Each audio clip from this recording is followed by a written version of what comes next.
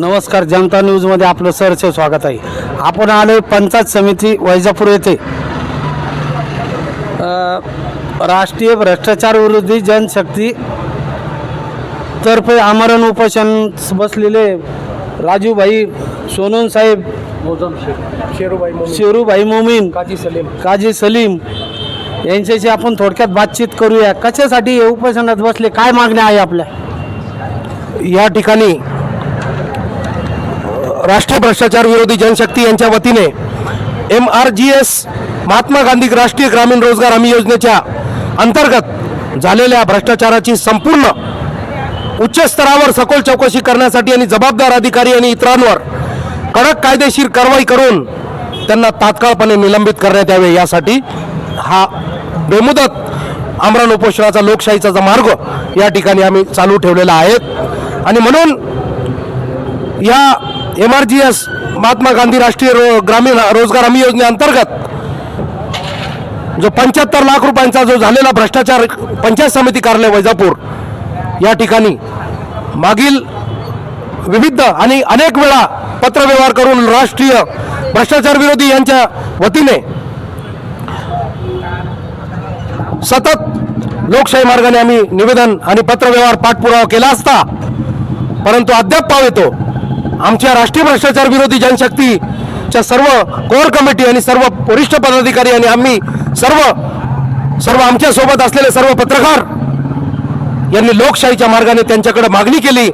75 लाख रुपयाचा जो भ्रष्टाचार करण्यात आलेला आहे त्यामध्ये त्यांनी अशा क्वचित अशा ठिकाणी वशिलेबाजी राजकीय दबाव तंत्रपोटी त्यांनी छोट्या मोठ्या असे गुन्हे नोंदवून वरिष्ठ आणि संबंधित जे अधिकारी आहे त्यांना यामध्ये त्यांनी सहआरोपी केलेले नाही. म्हणून आज आम्ही या ठिकाणी बेमुदत आमरण उपोषणाचा जो पवित्रा घेतला आहे लोकशाही मार्गाने, तरी या ठिकाणी आम्ही राष्ट्रीय भ्रष्टाचार विरोधी जनशक्ती महाराष्ट्र राज्य यांच्या वतीने रियाज खान पठाण मित्रमंडळ आम्ही सर्वजण सतत पाठपुरावा करून कलेक्टर साहेबांना सुद्धा, संबंधित पालकमंत्र्यांना आणि महाराष्ट्र राज्याचे मुख्यमंत्री, उपमुख्यमंत्री आणि सर्व वरिष्ठ सचिव यांना देखील आम्ही पत्रव्यवहार केलेला आहे.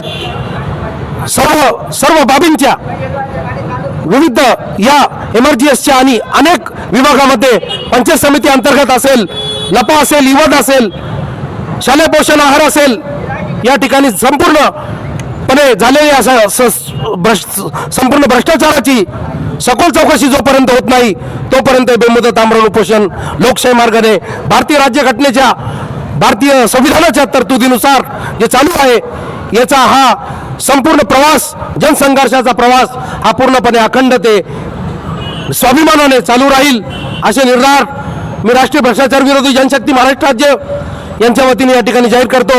आणि पुढच्या या सर्व बाबींचा, कृतीचा, सर्व झालेल्या भ्रष्टाचाराच्या, निकृष्ट कामांच्या आणि राजकीय स्टंटबाजी, वशिलेबाजीचा संपूर्ण लेखाजोखा मांडण्यासाठी मी आमंत्रित करतो आणि आवाज देतो. राष्ट्रीय भ्रष्टाचार विरोधी जनशक्ती या संघटनेचे महाराष्ट्र प्रदेश उपाध्यक्ष सन्माननीय रियाज खान पठाण साहेब यांना मी आवाज देतो की त्यांनी पुढचा लेखाजोखा आपल्या समोर मांडावा असे मी आपणास नमूद करतो. जय हिंद, जय महाराष्ट्र.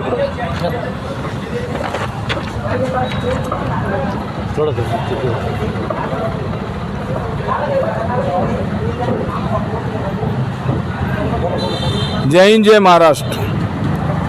वैजापूर तालुक्यामध्ये सन 2020 पासून आजपर्यंत रोजगार हमी योजना अंतर्गत जे गट विकास अधिकाऱ्यांनी वर्क ऑर्डर देऊन सर्व कामे मंजूर केले, ते सर्व कामं मंजूर करून आजपर्यंत पूर्ण कामे केले नाही.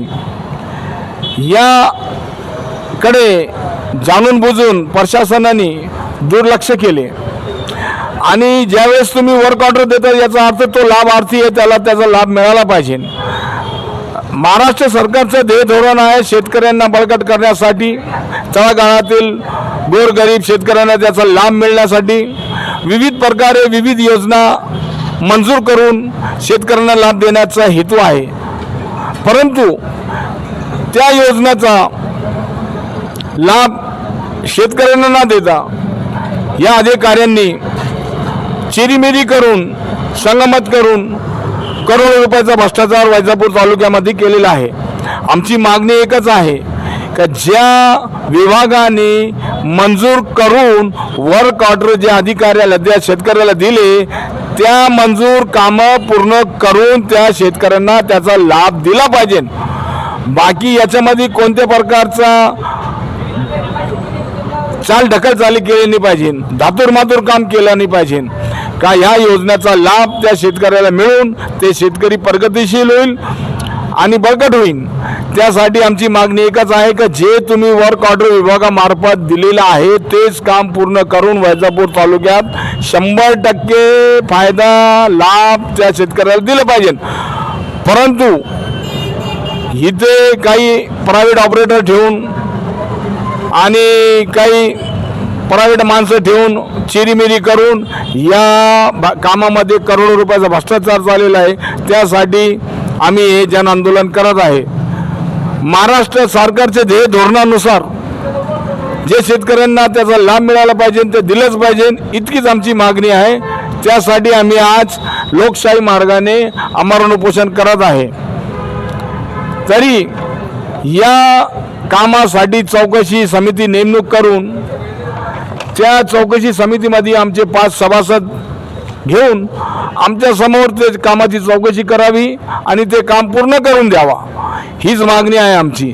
जोपर्यंत जिथे भ्रष्टाचार आढळला त्याच्यावर कडक कारवाई करून त्या अधिकाऱ्याला निलंबित करावी आणि जे अधिकारी काम चुकारपणा करत असेल किंवा चौकशी करत नसेल किंवा त्याला नोकरी करायची नाही तर मेहरबानी हात जोडून सांगतं की त्या अधिकाऱ्यांनी वैजापूरमध्ये ड्युटी करू नये, आपली बदली कुठेही करून घ्यावा आणि त्या अधिकाऱ्यांनी काम करावा जे अधिकारी काम करण्यासाठी नेमणूक करेल आहे.